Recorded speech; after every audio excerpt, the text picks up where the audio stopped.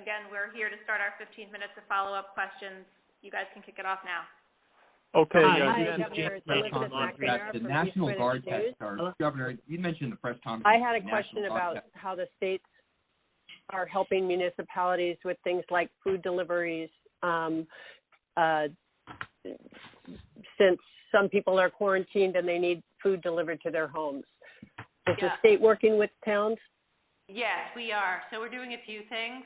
We've launched an online service, RI Delivers, and that is a food delivery service being run in conjunction with Dave's and Rock's, and anyone who's in quarantine or isolation will have their food delivered to them that day. It's a service available to everybody, but if you're not in quarantine or isolation, it might take them a couple of days. We've also distributed, I think, 30,000 meals to cities and towns that they're getting out to the folks who normally use their senior centers. University of Rhode Island has been incredibly helpful with that in getting us the food. Certain local restaurants have. So, the short answer is we are helping cities and towns to do the food delivery. Some of it is grocery delivery. Others of it is, pre-made meal delivery. Hi, this is James Manning. During the press conference, you mentioned that the National Guard tests are very accurate, but they take a while. Is there a difference between the method, obviously, number one, but then the results and what someone can expect from the CVS Twin River test and what the National Guard testing sites might provide? The reason that the National Guard sites take longer is because they swab you there, while you're in your car, but then send the sample to a commercial lab, which is out of state. So it just takes time to get it to the lab. That commercial lab is working for however many other states, and then it takes time for them to convey to us the results. At CVS, they're using a different machine. They're using an Abbott-provided machine, and they don't send it anywhere. They run the test on the premises, so they have a result quickly. But the accuracy is the same for both locations? Yeah, the CVS test is a little bit newer, and so has validated steps to it that are more recent. The commercial labs are using testing modalities that have been in place for a longer period of time. All tests require, an assessment of the accuracy, which those tests are undergoing, and they are all reliable for us to be able to get the testing results that we need.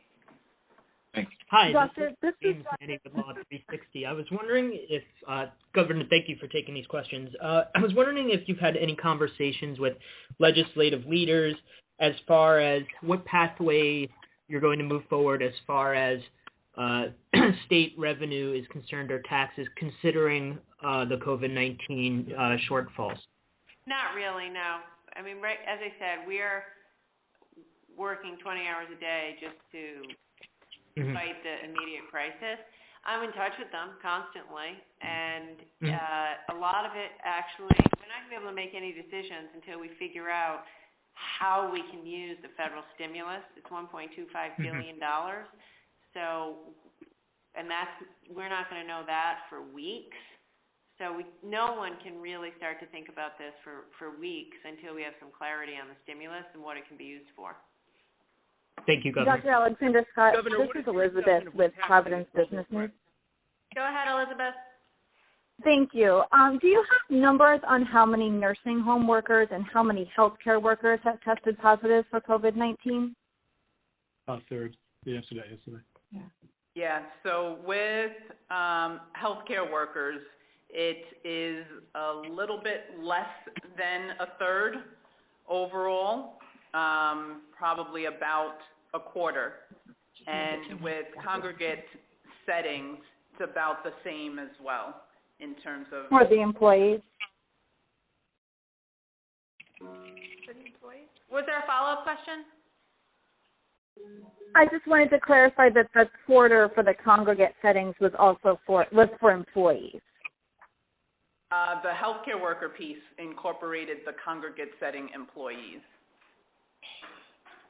What is your assessment of what's happening at Golden Crest and Oak Hill? Is there any sign that new measures are slowing the spread, or are the outbreaks continuing to grow? These are very challenging situations, challenging environments. The staff there have been extremely committed. We are working with them to apply aggressive prevention and intervention approaches.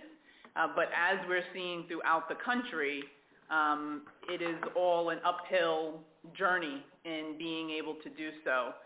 But we're being as creative as possible and making sure that they have what they need in doing that. Dr. Alexandra Scott, this is Kim Kalunian from Channel 12. I'm just wondering if you could tell us overall how many people are on ventilators currently and how many ventilators the state has. So the number who are ICU intubated and on a vent right now is 34.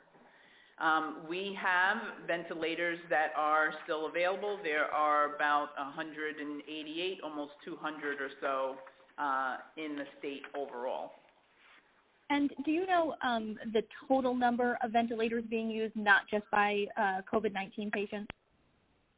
Yes. We have a number of vents that are vacant that I will ask Joseph Wendelkin to get back to you with.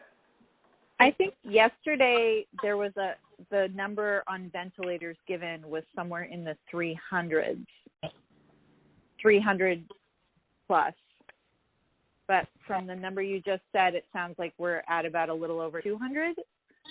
Yeah, we'll get you the exact data for the total number and the number that are vacant versus used.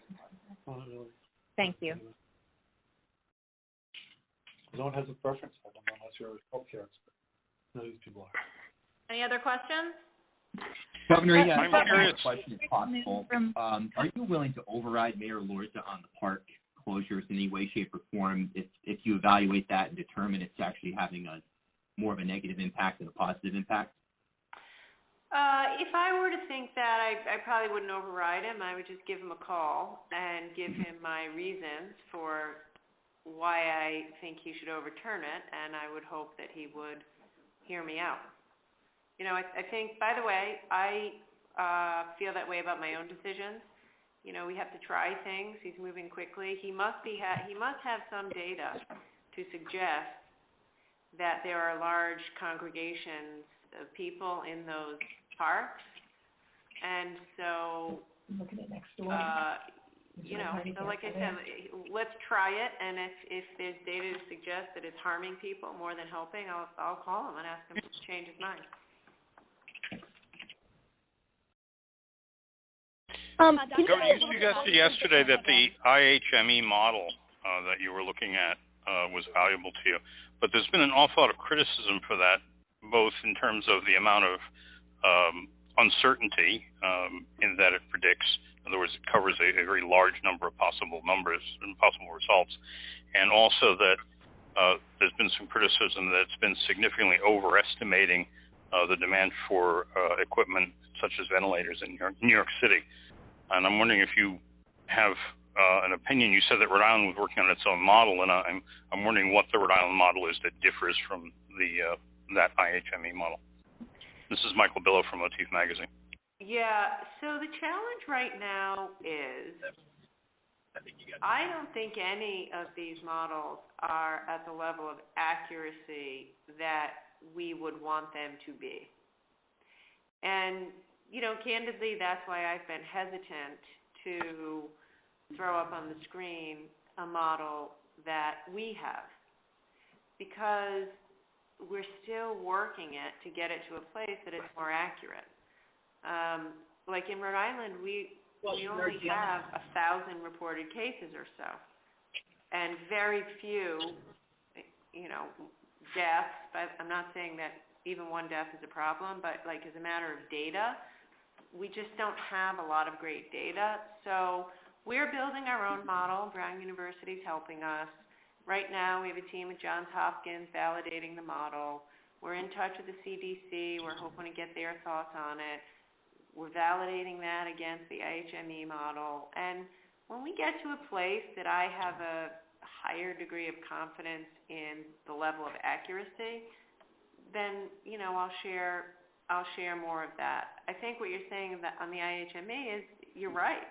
It's such a broad spectrum that it's hard to be useful. And it's, by the way, the other problem is it's changing every day. Every day we learn a little bit more.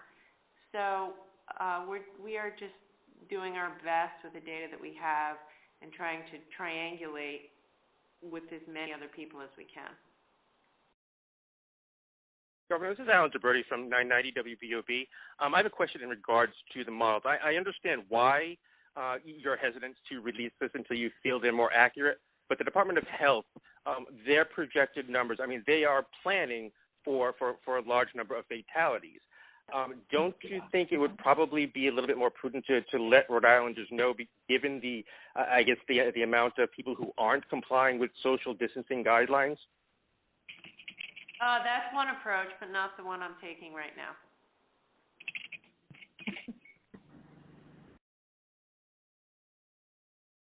Governor, this is Rachel Noon from Patch. I had a question from some readers. Are there any plans to open a drive-through test site on Aquidneck Island? I don't think that's something that we are planning immediately, no. Right now, it doesn't mean we won't get there. Right now, we're more focused on continuing to work out the kinks with the sites that we have. So like we've said, I want to see the CVS site. By the end of the week, we want CVS to be easily and confidently doing over 1,000 a day. We want them to be in a place where, if you can't get an appointment on one day, you can book your appointment for the next day. We're trying to get the speed of our National Guard sites a little bit higher.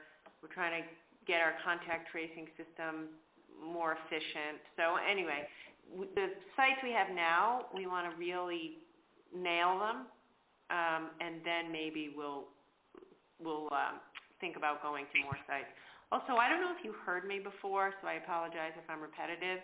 Kim Kalunian in the press conference asked a question around essentially you guys are hearing from your readers or your viewers that they still can't get tests.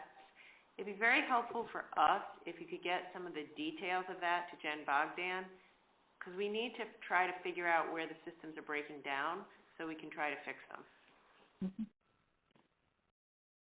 This is Nancy from Rhode Island News Today. I have a question about the Garden City Treatment Center tent and the testing that they're doing. Is that their own thing, or is that part of the state and they're required to participate in the reporting of the numbers and all of that? Garden City is one of the respiratory clinics that I referred to earlier, and we're working closely with a number of facilities that have been proactive in setting up opportunities to evaluate persons and get swabbed for tests. So they have been one of the early starters and a valuable partner in helping them make sure that people can be assessed. We have about a minute left. Any other questions? Yeah, Joseph, this is Michelle from the AP. Joseph told me on Friday that the Strategic National Stockpile had pushed more inventory to Rhode Island last week. Do you know how much you received, and what percentage of your request have you received now? It is still not enough, put it that way. At least 25% has been received, and there may be just a little bit beyond that, but nothing of significance. We are definitely doing our part to scour all parts of the globe to make sure that we have the PPE requests addressed regardless.